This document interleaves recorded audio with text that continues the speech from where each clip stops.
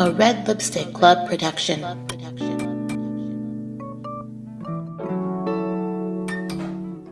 Hello, lovers and friends. Welcome back to the one and only Red Lipstick Club. I'm your host, Anna Sierra, and you join me each week to talk about love, sex, relationships, life, of course, from a grown-ass perspective. And as a millennial, I'm here to talk about my life from my perspective, and hopefully what I have to say is something that'll help you too. With that being said, anytime I started, I want to do a little bit of housekeeping, and that's to let you know that you can follow the Red Lipstick Club podcast on YouTube, on all streaming platforms. So if you're on Apple Podcasts, Google, iHeart, Spotify, just look up Red Lipstick Club podcast and you will find me.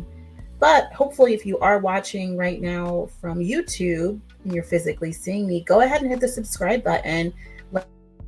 Like the video, share it, leave a comment for me.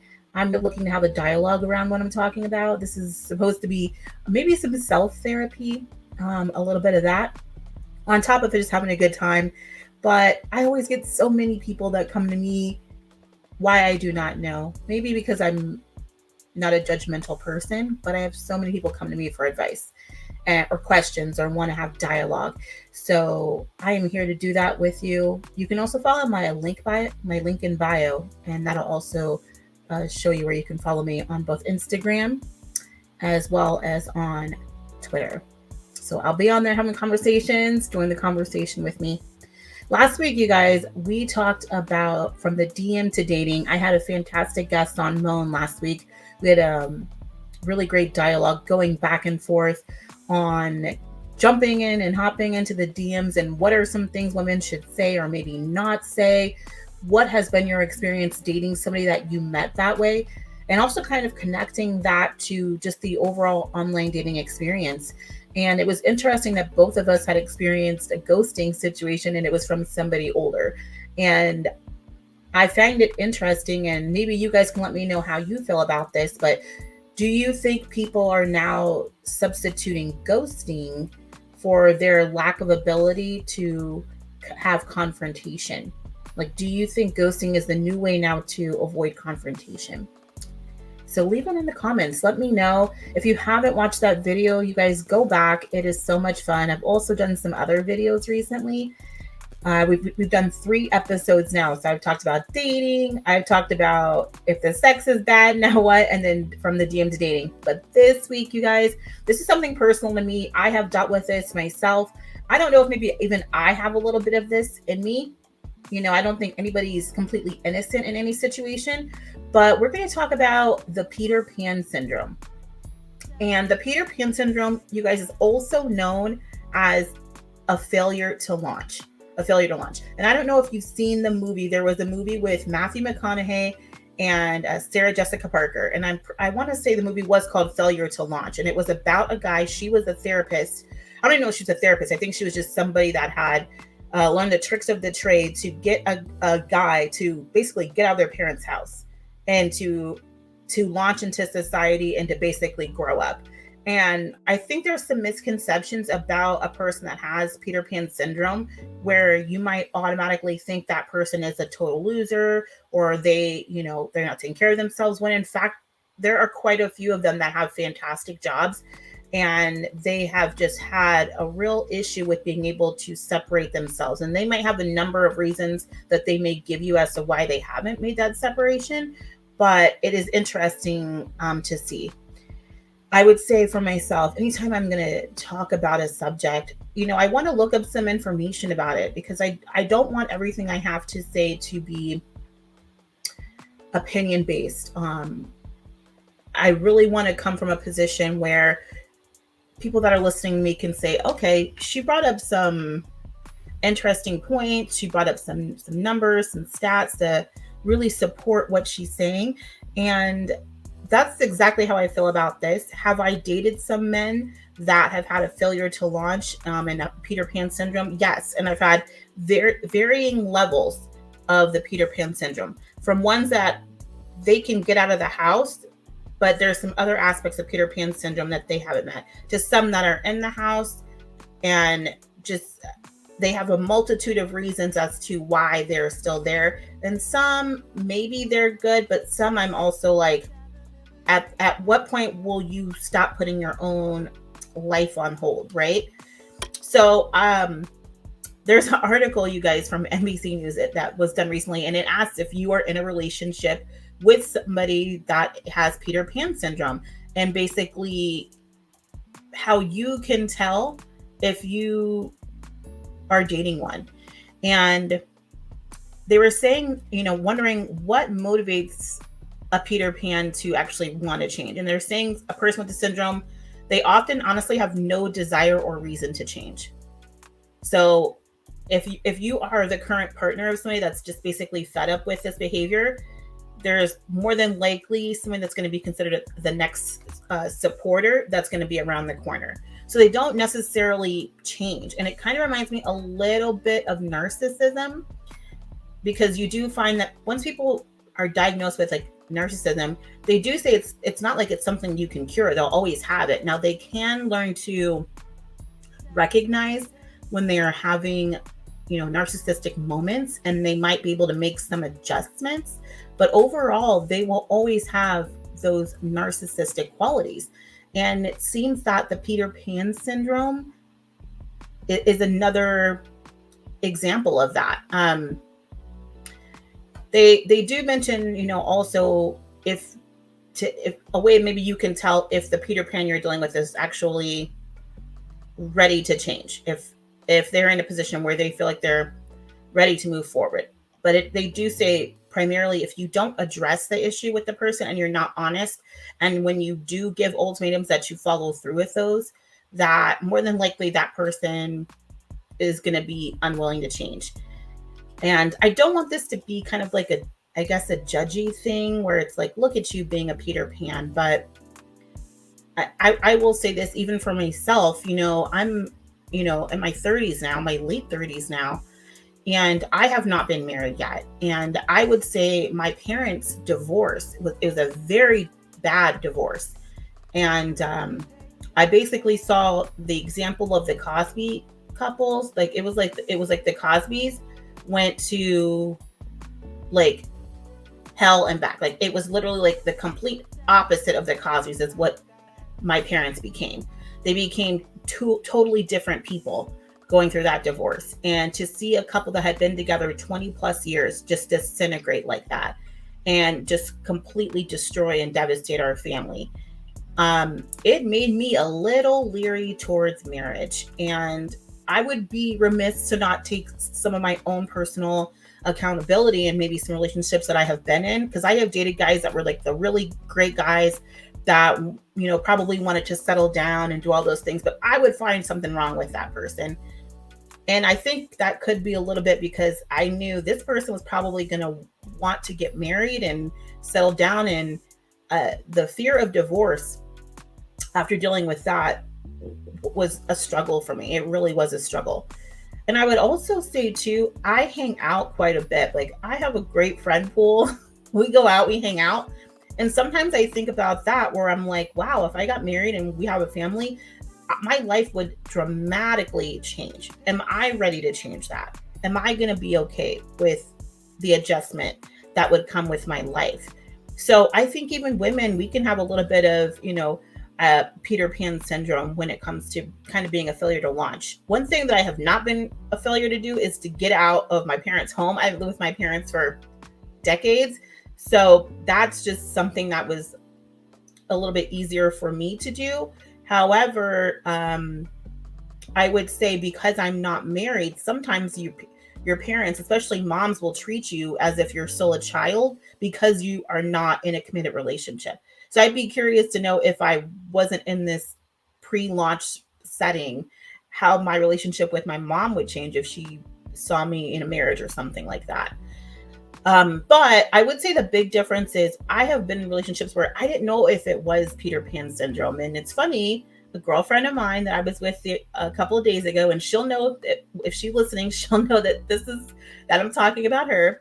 But she brought up my ex that I was with for over a decade, and she said, "Isn't that an example of Peter Pan syndrome?" And I said, "Well, no, I don't think so. I think he's just he just didn't want to get married. And then when I think back upon it, even though he did not exhibit the traits of failing to launch from his parents' home, like he left his home at a very young age, he did have a failure to launch when it came to progressing in a relationship. And he would really only let a relationship get so far because I know that he knew if he let it get a little bit further, he would have no other option but to propose. And if he didn't propose and he didn't move forward with marriage, he then would have to give some reasoning as to why, and he didn't have one. He didn't have a reason. And a lot with the Peter Pan guys is they'll basically stick around and let you enable them until you no longer enable them. And I think I enabled that behavior, that failure to move forward.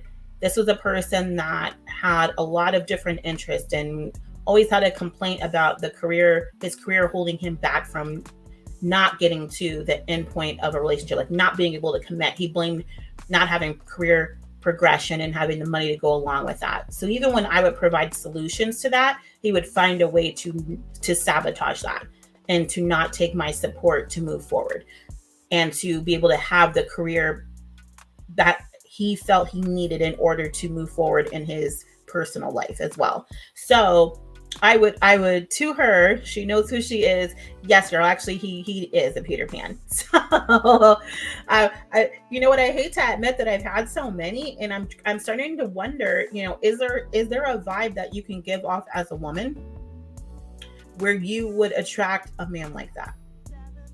That's all you don't watch.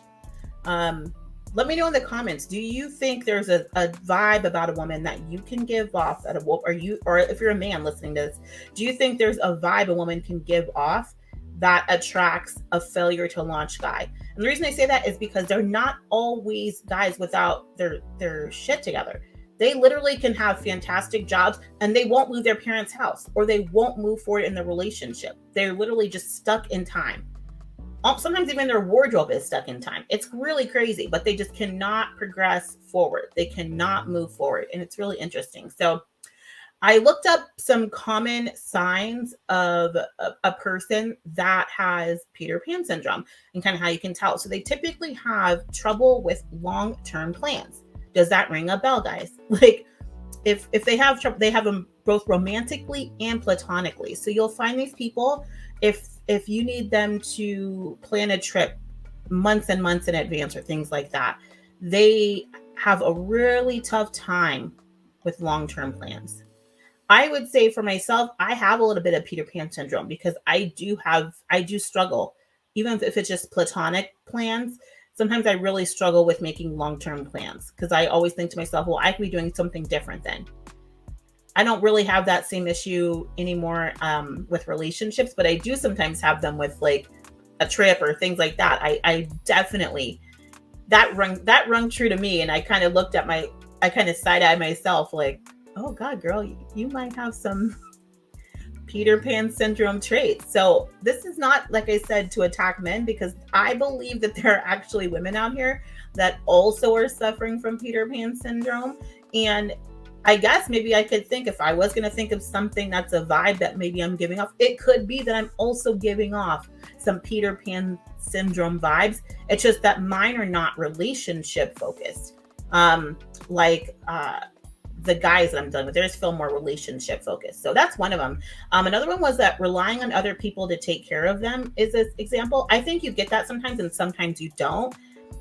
When I look at relying on people to take care of them, I don't always necessarily think of that as monetarily or cleaning up after yourself or things like that. But I have met guys where it's like, I have to constantly remind them of what's happening and what's going on.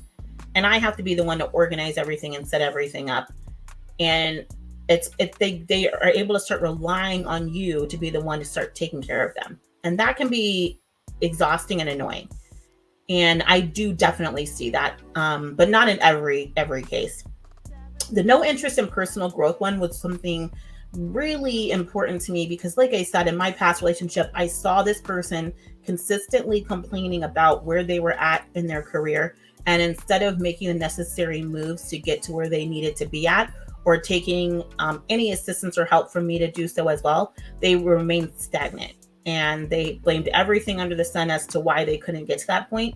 And I feel like they if they really had an interest in personal growth, they wouldn't be taking multiple jobs that were a step backwards.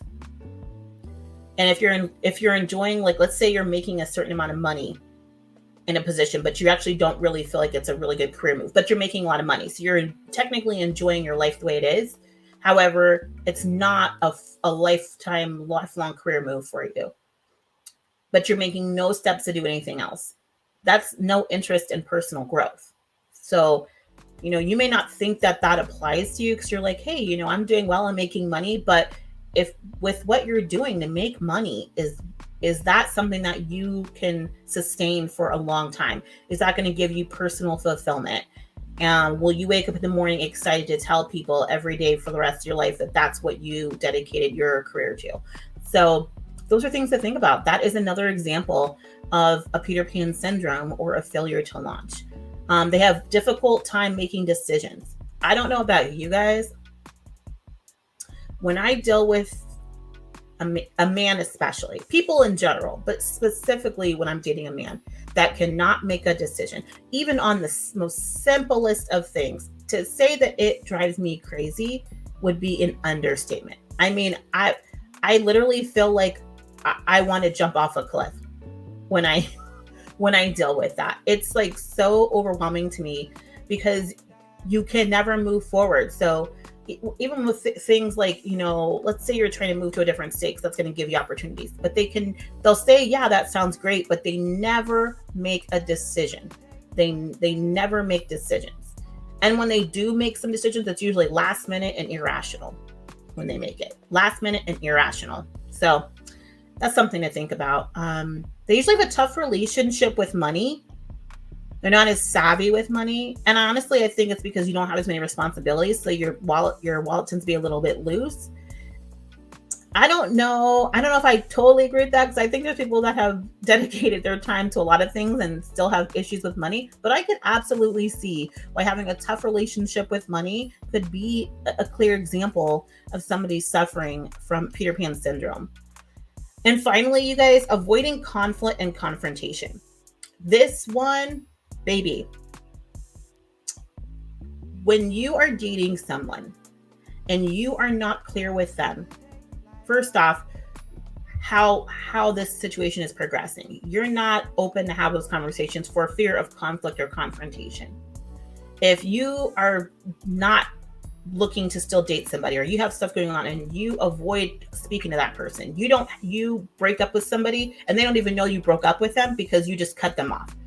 I have dealt with this before, and let me tell you, the trauma that you put a person through when you do not give them a certain level of closure, I don't think people really understand what that does to people that operate off being able to close a chapter of a book. But when you eliminate that from them because you're trying to avoid conflict or confrontation, you are putting them in a position where they have to do even more work on themselves because they never got the closure from you. That honestly, if you're in a relationship with somebody for any amount of time, you should at least be able to say, this didn't work and this is why, and move forward.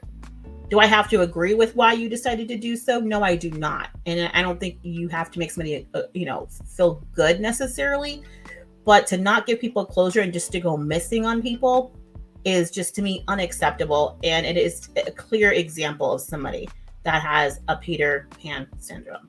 And these are things that you guys, psychologists have actually looked at this. Like, this is not just something that was pulled out of a clear blue sky. It really is something that impacts a lot of people. And I think if more people understood that they suffered from this, they would be more mindful about some of the choices and decisions that they make, and how those choices and those decisions don't just impact them, but they also impact the people around them. And so, I don't know, I think that is so important, and having these types of dialogues and discussions and taking ownership on both sides, because I don't think it's always the man. I think as women, sometimes we can have Peter Pan syndrome. We can give off that vibe. I know at points in my life, I have given off that vibe, and I probably missed out on a blessing or two because of that. But what I also recognize is that I've given way too much energy and way too much enabling to men that suffer from this and do not recognize it, will not recognize it. and have made no life adjustments, and really just have wasted honestly a lot of my precious time, my time without wrinkles. That's how I feel about it. So I don't know. You guys are gonna have to tell me what you think about it. Like, do you feel like you have dated somebody that has suffered from Peter Pan syndrome? Is this something that you think it is prevalent in our dating lives and in our everyday? I would have to say that I feel like I've dated and just ran into way more than I care to mention. And I also bring up too, I had a discussion recently with somebody about this. Men that are the only child, so like only kids, and they have single parents, right? So they're the only person that could be there for that parent, and how they can also get trapped in a Peter Pan syndrome because they're the only person that parent has to depend on. And so because they're the man in that situation, and they have said that some women treat their young sons as if they are their boyfriends and not their children, their sons. And they make these young men feel as though they have more responsibility and accountability to their mom than they actually do. That those men have really struggled with relationships with women after, and not suffering from Peter Pan syndrome because they have such a deep attachment to their mom because they're the only one there. I don't know any science behind that. I would just be curious what you guys think, what the listeners think about that. If that's something you've seen in somebody, maybe if it's something personally for yourself that you're looking at your own situation and saying, damn, that might be me. That might impact my life and how I'm handling my relationships. So I'd be curious if that is something that any of you are currently dealing with. Other than that, though, you guys, I think this is a great topic. I'd love to hear what you guys think. Let me know in the comments, have you dated a Peter Pan syndrome, and what triggered you to recognize that you had somebody that had a failure to launch? And I'd love to know, are you still together? Are you still together, or have you moved on? Are you still together, or have you moved on? It is a serious topic because these people are not unlovable. They are not unlovable people. They can be very charming too. So I would not be surprised if you are still with that person, even though they've allowed for your situation to remain stagnant and you've allowed for it to occur as well. So I'd be curious to know what you're thinking out there. You guys, this has been great. I love having you each week. I hope you had a good time chatting with me. Not chatting, but listening to me. Hopefully you're in the car or you're watching on YouTube. Either way it goes, I hope you guys had a great time with me today. Before I end this, make sure you guys jump on Instagram and Twitter. Follow me. Instagram is official Red Lip Club, and on Twitter I'm official Red Lip. If you go on YouTube or any streaming service for podcasts, look up the Red Lipstick Club podcast, Red Lipstick Club podcast, and you will find me there. Subscribe, join the fun, you guys. Share it. Let me know how you feel. If you have some really fun topics you want me to talk about that deal with love, life, sex, relationships, I'm totally down for it. And I'll be bringing on some more guests in the next coming weeks. So be excited for those shows. It'll be a fantastic time. But until next time, you guys, hey, stay booked, stay busy, stay blessed. Love ya.